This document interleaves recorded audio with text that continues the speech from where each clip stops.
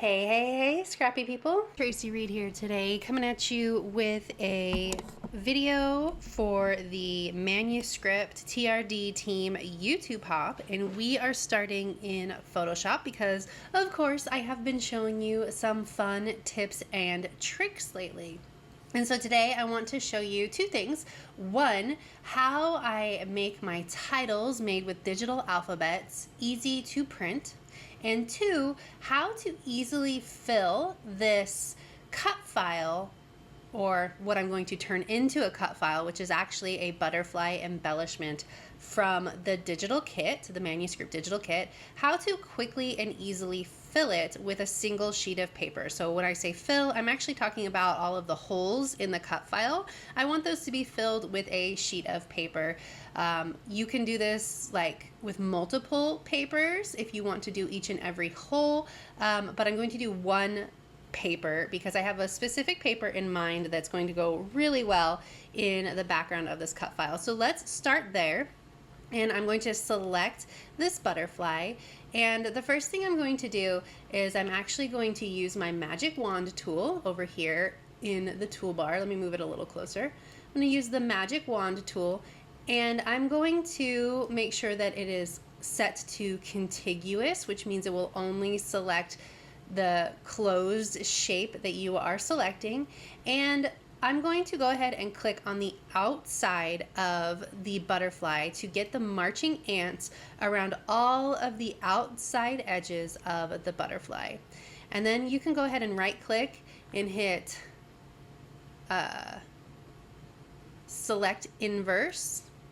And now everything under the butterfly is selected. Now I don't want these antennae to be cut out, and also I want my paper to be a little bit away from the edges so that it doesn't have to be perfectly aligned to the cut file to seamlessly be used underneath it. So what I'm going to do is I'm going to actually go up to my toolbar and hit select inverse, or sorry, not select inverse. I'm going to hit select, modify, contract.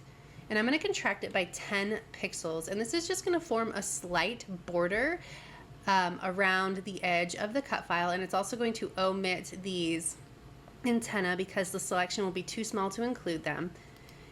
And you can see now I just have the marching ants slightly around the inside edge of the butterfly. Now, how do I fill a paper? I'm going to go ahead and create a new layer by using this plus sign down here at the bottom of the layers palette. And I'm going to flood fill that layer using my paint bucket tool. And we'll select black so it's easier to see. And now I can use this as a clipping mask like we learned last week, or earlier this week, I think, for this paper that I want to clip. So I'm going to go ahead and deselect. That's Control or Command D, or you can right click, I believe, and hit deselect. Maybe not. It doesn't want to let me do that. You can go to select, deselect layers. Command D. Command D works the best. I don't know. Anyway, so now I'm going to open up the paper that I want, which is going to be in the papers in the digital kit, the 12 by 12 papers. And I'm going to use this ink splotchy one behind the butterfly. And I really want the ink to be coming down from the top of the butterfly. So I'm going to resize it smaller, making sure that I stay within the bounds of the butterfly so I don't make it too small. I'm going to rotate it to match the butterfly rotation. Now it needs to be a little bit bigger. And then I'm going to move it down until I am at the correct spot for clipping it to that mask. So I'm going to hit enter to accept my changes. Well, I'm going to rotate it just a little bit more. Move it up just a little bit more. Okay, now I'm going to hit enter to select my changes. And then I'm just going to go ahead and hold down Alt or Option in between these two layers to clip that to the butterfly.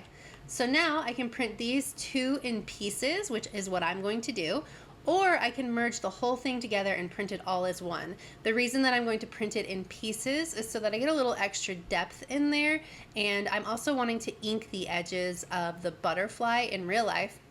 So it's just going to be easier to cut it individually.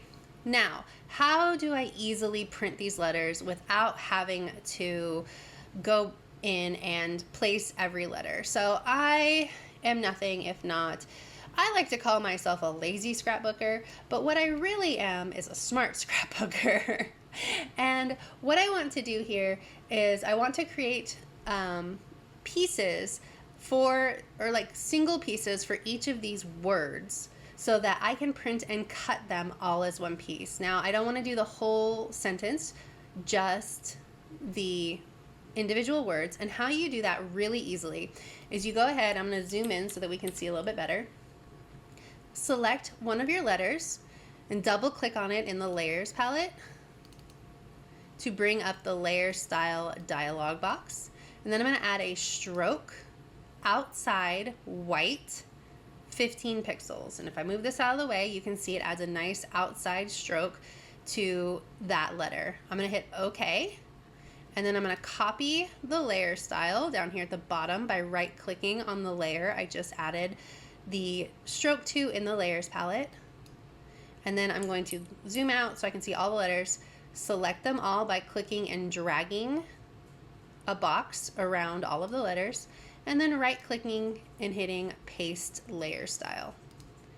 Now they all have that white stroke around the edges, and I just want to go in and make sure that all of these letters are evenly spaced. First of all, that the white strokes are touching each other, so there is no spacing in between each letter.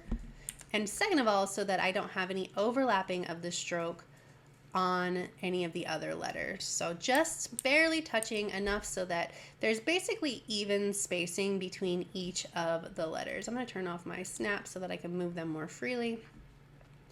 So I'm just moving these around, making sure that they are spaced evenly and the strokes are touching. And then once I have that all done, I'm going to go ahead and select all of the letters of one word by clicking and dragging a box around them. That's just with my regular move tool. You just start on the outside of your letter and make sure that you select all of them. And then you hit Command E to merge them all together. Now they are one piece with that stroke attaching each of those letters.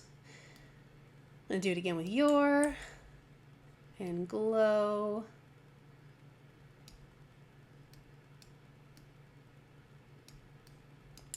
And up.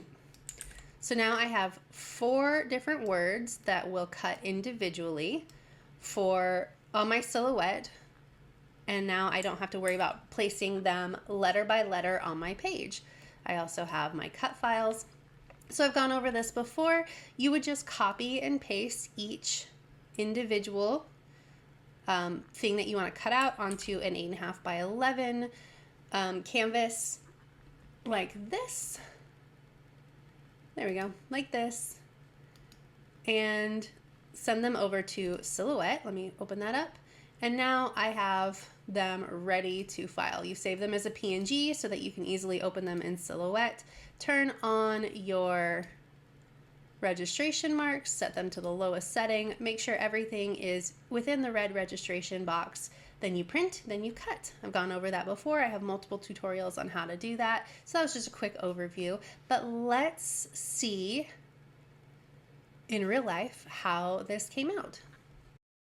All right, so here we are. I have printed and cut both pieces of the butterfly, just like I showed you. And then also we have all of the title pieces print and cut as well, ready to go down. So I also added some mixed media some digital mixed media and the journaling plus stitching to this background before I printed it. Now I've done tutorials on this before, so we don't really need to go into how. Check the playlist that this is on for a tutorial on how to put this digital mixed media down in Photoshop. Super simple. But we are going to start building this layout now. And I think I'm going to do a little bit of in a real life mixed media. I'm going to add some gold. This is basically gone, but I'm going to add some gold color shine as well as some inking around the edges of this butterfly, I think, to make it stand out a little bit more from the background of the page. And this should be pretty simple to put together. So let's go. So because this is a layout that I am doing a tutorial on, I of course pre-planned everything before I started this layout. So this is just a matter of me putting it back together, but it's definitely worth watching because it is a very beautiful layout that is super fun and just different, I think, than the norm. So I inked the edges of that butterfly, added in some gold Heidi Swap color shine, and you can see that I have shaped my text around where I want this butterfly to be. We talked about text boxes in the last video and how you can use the pen tool to create your own shaped text box, which is what I did for this page. Let me know if you are interested in a pen tool text box tutorial, if that's something that you want to try. And now I am going to put down the butterfly where I pre-planned it, I guess. It's going to go right along the edge of that text and sort of nestle in between the butterflies printed on the background and that text. So what I've got here is a very mixed media heavy feeling layout without all of the work, I suppose, that goes into real life mixed media. I have done the mixed media work, I guess, for myself in this instance, but also for you in the Manuscript collection, in case you just want that vibe without getting your own hands messy. I'm gonna mat this on black cardstock. I've mentioned before, I have a 12x12 printer, but when printing on 12x12 paper, it won't print all the way to the edge. So I end up with a 11.5-inch print. So I like to mat these full page prints that I create on, a solid color. I do that almost every time.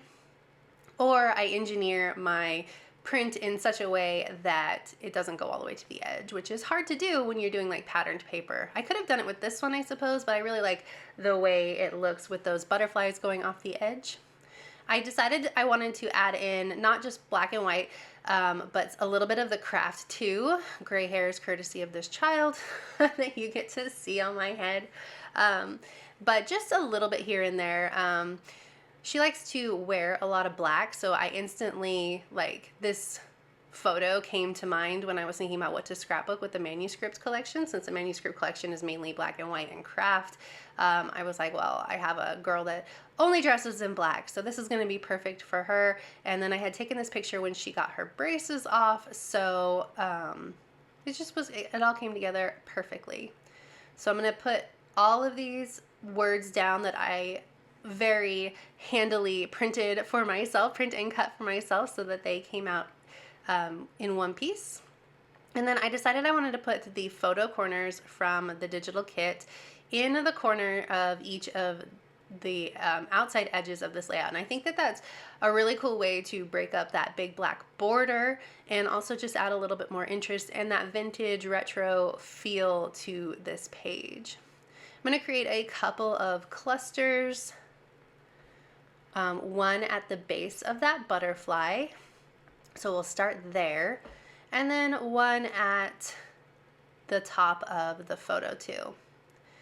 I thought that this was a perfect page to include this vignette on,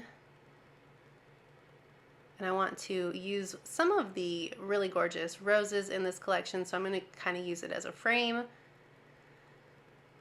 And then a couple of word strips. This one is most of these are from the stickers. I did print out some of the digital kit with the brown washi tape, the photo corners, and that torn paper strip that I'm using right now. But the majority of everything used is from the sticker sheet.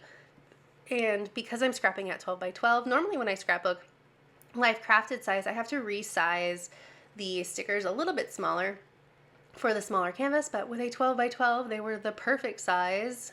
I didn't have to resize anything. It was lovely. Hooray. All right, let's work on the upper cluster. I know I want to have these sort of collaged underneath the photo.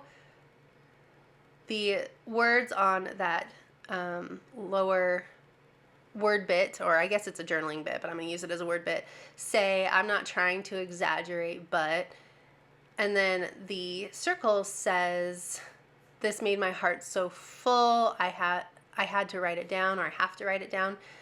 So those kind of work together to create one phrase. I'm going to add this bull clip. I don't know if it'll stay, but I really like the way that it looks. And then a black enamel dot. And then the last thing I'm going to add is the date, using a date stamp.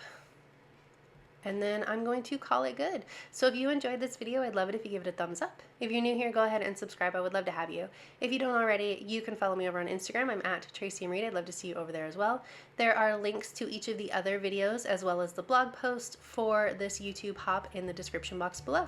And I will see you next time. Thank you.